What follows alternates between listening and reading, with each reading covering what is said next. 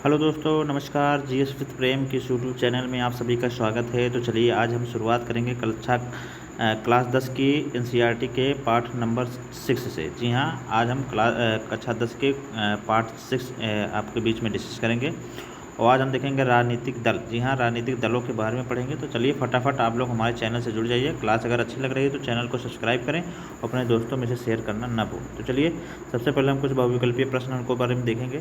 तो सबसे पहले देखेंगे कि निम्न में कौन सी राजनीतिक पार्टी नहीं है। तो वहाँ पर देखेंगे option number A BJP, option number B INC, और option number C BSP, option number 4 BAMCEF. तो इसका राइट आंसर हो जाएगा हमारा उत्तर नंबर 4 वामसेफ। वामसेफ जो है एक राजनीतिक पार्टी नहीं है, एक संगठन है जिसमें लोगों का द्वारा जो कुछ आर्थिक मदद इकट्ठी की जाती है, उसी टाइप का एक संगठन है। आगे इसके बारे में हम जानेंगे।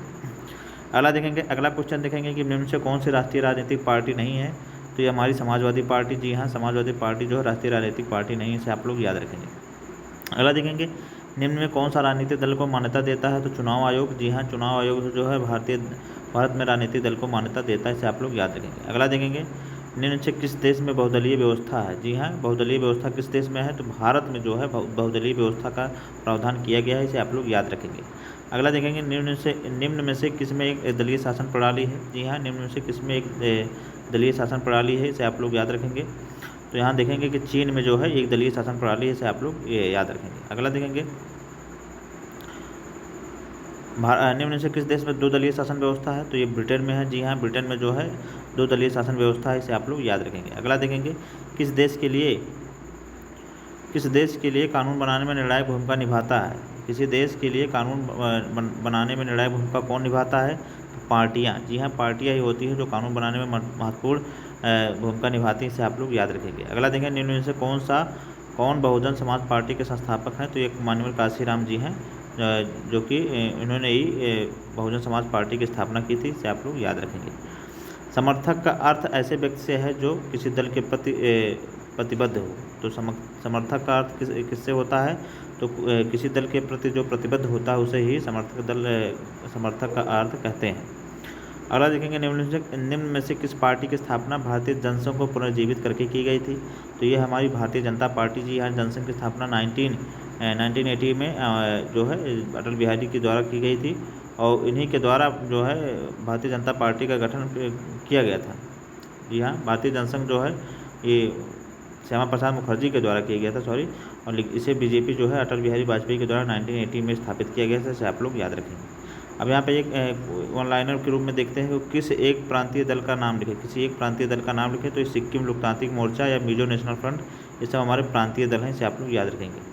भारतीय जनता पार्टी का मुख्य प्रेरक सिद्धांत क्या है। तो सांस्कृतिक राष्ट्रवाद में हिंदुत्व एक प्रमुख तत्व है, किसका। बीजेपी का। भारतीय जनता पार्टी का जो मुख्य प्रेरक सिद्धांत क्या है, तो इसमें सांस्कृतिक राष्ट्रवाद और हिंदुत्व एक प्रमुख तत्व है इसका। किसी देश के लिए कानून निर्माण में निर्णायक भूमिका कौन निभाता है। तो राजनीतिक दल निभाते हैं, इसे आप लोग याद रखेंगे। राजनीतिक दलों के कार्य लिखना है। तो राजनीतिक दलों के कार्य में आपका चुनाव लड़ना, कानून बनाना, सरकार बनाना चलाना, विपक्ष की भूमिका, जनमत का निर्माण। तो ये सब चीज़ें जो हैं राजनीतिक दलों के कार्य हैं, इसे आप लोग याद रखेंगे। अगला देखेंगे राष्ट्रीय राजनीतिक दल और प्रांतीय दलों में अंतर स्पष्ट करें। तो प्रांतीय राजनीतिक दल की बात करेंगे सबसे पहले। तो यहाँ देखेंगे जब किसी दल की किसी राज्य विधानसभा चुनाव के कुल मतों का कम से कम 6% मत प्राप्त होता है, अथवा वह कम से कम 2 सीटों पर विजयी होता है, तो उसे प्रांतीय राजनीतिक दल कहते हैं। तो यहाँ आप देख लीजिए, बहुत इंपॉर्टेंट है। यहाँ से आप इस फैक्ट को याद कर लीजिएगा कि जब कोई दल किसी राज्य विधानसभा चुनाव में कुल मतों का कम से कम 6% मत उसे प्राप्त होता है, अथवा वह कम से कम 2 सीट पर जीत हासिल करता है, तो उसे प्रांतीय राजनीतिक दल कहा जाता है।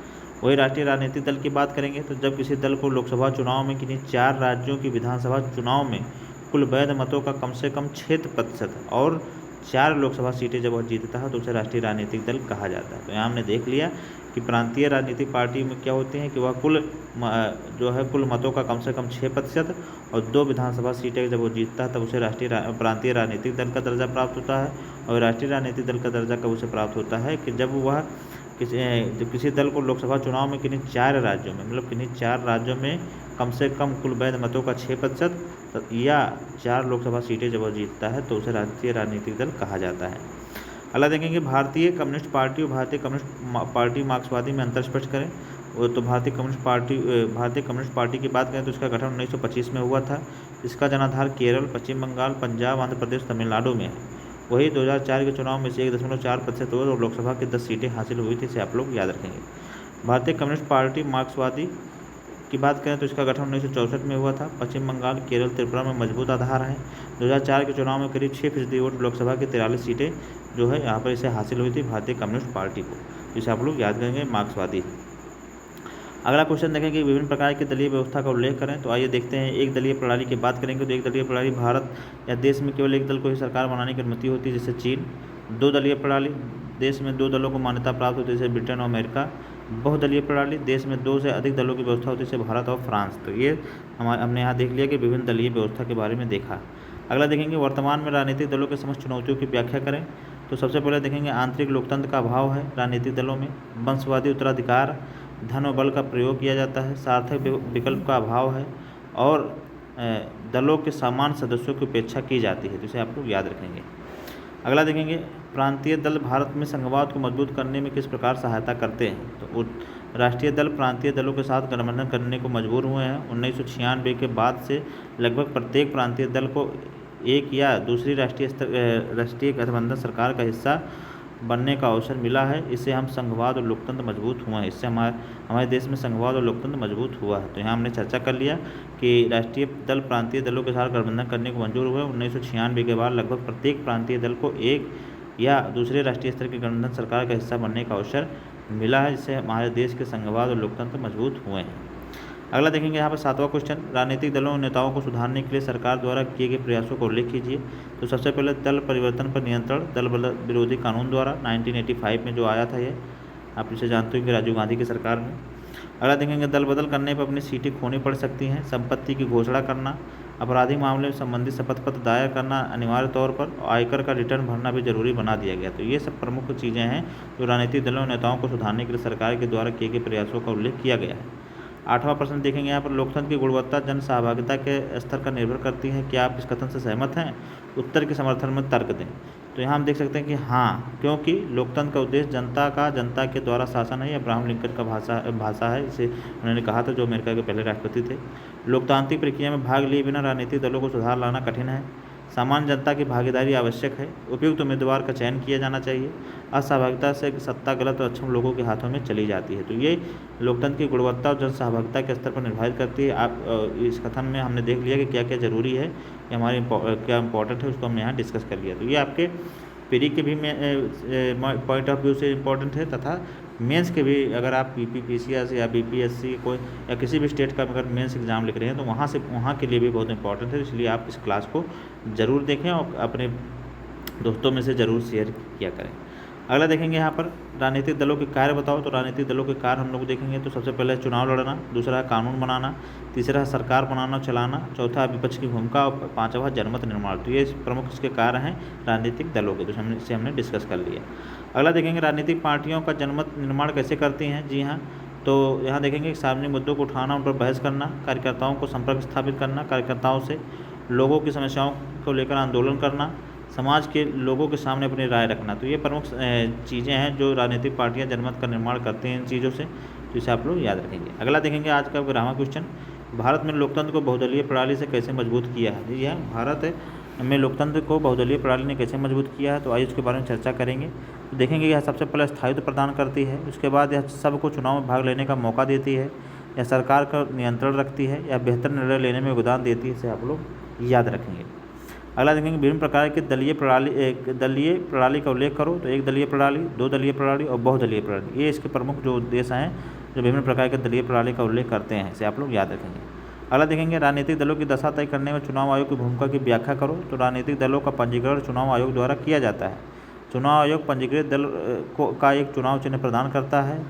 चुनाव आयोग जो है पंजीकृत दल को एक चुनाव चिन्ह प्रदान करता है। जब किसी दल को किसी राज्य विधानसभा चुनाव के कुल मतों का कम से कम 6% मत प्राप्त होता है, अथवा वह कम से कम 2 सीटों पर विजयी होता है, तो उसे राज्य स्तर राजनीतिक दल के रूप में मान्यता प्राप्त कर दिया जाता है।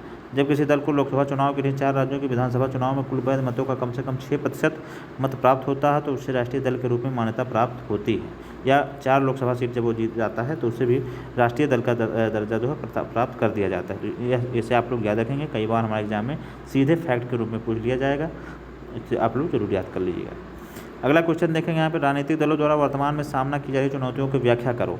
तो सबसे पहले देखेंगे आंतरिक लोकतंत्र का अभाव है, वंशवादी उत्तराधिकार है, धन और बल का प्रयोग किया जाता है, सार्थक विकल्प का अभाव है। तो ये प्रमुख जो है चुनौतियाँ हैं जो राजनीतिक दलों द्वारा वर्तमान में सामना किए जाते हैं, इसे आप लोग याद रखेंगे। अगला देखेंगे 15वां क्वेश्चन, भारत में राजनीतिक दलों में आंतरिक लोकतंत्र की कमी क्यों है। तो आइए इसके देखेंगे कि कुछ नेताओं के हाथ में ज़्यादा ताकत का होना, सामान्य कार्यकर्ता गतिविधियों से अनजान रहता है, पार्टी के नाम पर फैसला कुछ शीर्ष नेता ही करते हैं, और पार्टी के शीर्ष नेताओं में प्रतिनिष्ठा ज़्यादा महत्वपूर्ण होती है। तो ये प्रमुख चीज़ें हैं जो यहाँ पर भारत में राजनीतिक दलों में आंतरिक लोकतंत्र की कमी के लिए जिम्मेदार हैं। अगला देखेंगे यहाँ पर 16वां क्वेश्चन देखेंगे कि राजनीतिक दलों और नेताओं को सुधारने के लिए सरकार के द्वारा किए गए प्रयासों का उल्लेख करो। तो सबसे पहले देखेंगे दल परिवर्तन का नियंत्रण दल विरोधी कानून द्वारा, दल बदल करने पर अपनी सीट खोनी पड़ सकती है, संपत्ति की घोषणा करनी पड़ती है, आपराधिक मामले में संबंधित शपथ पत्र दायर करना अनिवार्य कर दिया गया है। तो ये सब चीज़ें जो हैं राजनीतिक दलों और नेताओं को सुधारने के लिए सरकार के द्वारा उल्लेख किया गया है। 17 क्वेश्चन देखेंगे यहाँ पर, किसी भी राजनीतिक दल के गुणों का उल्लेख करो। तो साथ मिलकर चुनाव लड़ना, समाज के सामूहिक हितों के लिए नीतियाँ और कार्यक्रम होते हैं, वो समाज के मौलिक राजनीतिक विभाजन को परिलक्षित करते हैं, उनकी पहचान इससे होती है कि समाज के किस हिस्से के लिए खड़े हैं, किन नीतियों का समर्थन करते हैं, किन हितों की देखभाल करते हैं। तो ये प्रमुख चीज़ें हैं जो किसी भी राजनीतिक दल के गुणों का उल्लेख करते हैं, इसे आप लोग याद रखेंगे। अगला देखेंगे लोकतंत्र की गुणवत्ता और जनसहभागिता किस तरह का निर्भर करती है, क्या आप इस कथन से सहमत हैं। तो लोकतंत्र का उद्देश्य जनता और जनता के द्वारा शासन है, लोकतांत्रिक प्रक्रिया में भाग लिए बिना राजनीतिक दलों में सुधार लाना कठिन है, सामान्य जनता की भागीदारी आवश्यक है, उपयुक्त उम्मीदवार का चयन किया जाता है। इसे आप लोग याद रखेंगे। अगला क्वेश्चन यहाँ पर देखेंगे, फिर यहाँ पर राजनीतिक दल के बारे में थोड़ा चर्चा करेंगे। तो राजनीतिक दलों में कौन कौन सी चुनौतियों का सामना करना पड़ता है। तो राजनीतिक दलों को निम्न चुनौतियों का सामना करना पड़ता है, जैसे कि विकल्पहीनता की कमी होती है, प्रभावी नेता और निर्णय शक्ति का अभाव होता है, धन और आपराधिक तत्वों की घुसपैठ होती है, वंशवाद को बढ़ावा मिलता है। तो ये इसकी प्रमुख जो है चुनौतियाँ हैं राजनीतिक दलों की, इसको हमने यहाँ डिस्कस कर लिया। अगला देखेंगे आधुनिक लोकतंत्र राजनीतिक दलों के बिना क्यों नहीं चल सकता। तो इसमें जनता अपने प्रतिनिधियों का चुनाव स्वयं करती है, राजनीतिक दलों के द्वारा चुनाव के समय किए गए वायदों को पूरा करने का प्रयास करती है, राजनीतिक दलों के अभाव में देश हित में नीति निर्माण नहीं होगा, दलों के न होने से सभी प्रत्याशी स्वतंत्र होंगे, उनकी कोई जिम्मेदारी नहीं होगी। तो ये प्रमुख चीज़ें हैं जो आधुनिक लोकतंत्र राजनीतिक दलों के बिना नहीं चल सकता, तो इसे आप लोग याद रखेंगे। अगला देखेंगे भारत में बहुदलीय व्यवस्था उदय होने के पीछे कौन सी परिस्थितियाँ हैं, इस व्यवस्था के कोई दो लाभ बताओ।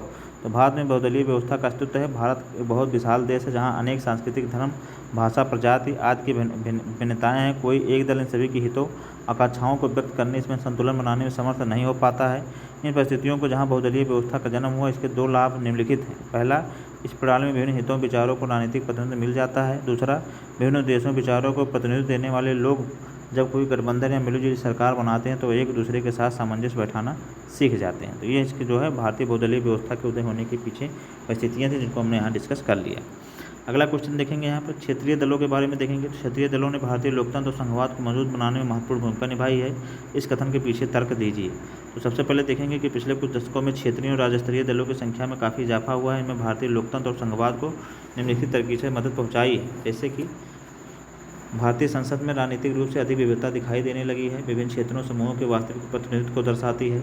वही अगला देखेंगे गठबंधन सरकार के इस दौर में बिना क्षेत्रीय पार्टियों के समर्थन के राष्ट्रीय सरकार बनाना मुश्किल है। वही तीसरा देखेंगे क्षेत्रीय दलों में राष्ट्रीय दलों के मनमानी, केंद्रीय नियंत्रण की प्रवृत्ति के खिलाफ अवरोधकारी और संतुलनकारी भूमिका निभाई गई है, जिसे आप लोग याद रखेंगे। अगला देखेंगे अब क्षेत्रीय हितों मुद्दों के राष्ट्रीय स्तर का अधिक महत्व दिया जाने लगा, जो लोकतंत्र और संघवाद दोनों की मजबूती के लिए जरूरी है, जिसे आप लोग याद रखेंगे।